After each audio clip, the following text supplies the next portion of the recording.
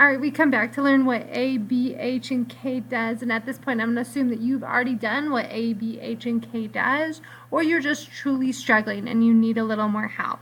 So let's look at A first, and A is something we've already done in the past. A helps us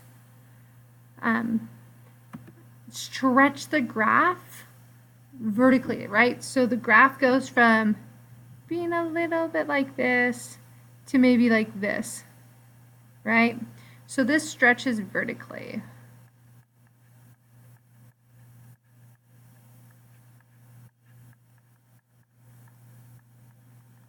All right, now B. B is new, but to be honest with you, B isn't that much different than A. The only difference is we go from a graph like this to a graph like this. And this gives it a stretch horizontally.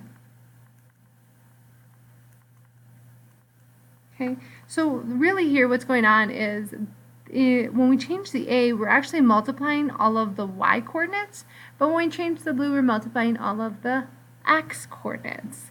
Now H and K, these should be simple. They don't change any different from any other function we have transformed before. So H moves the graph horizontally or left to right, right? It moves it this way. This is a horizontal slide, right? Slide or translation, they call it. And K is just the opposite. It goes up and down, and therefore that is a vertical slide or translation. Oops, forgot the S. All right. Perfect. So I want you to go ahead and try to graph the next one on the next thing and come back to part 3 when you're either done or struggling.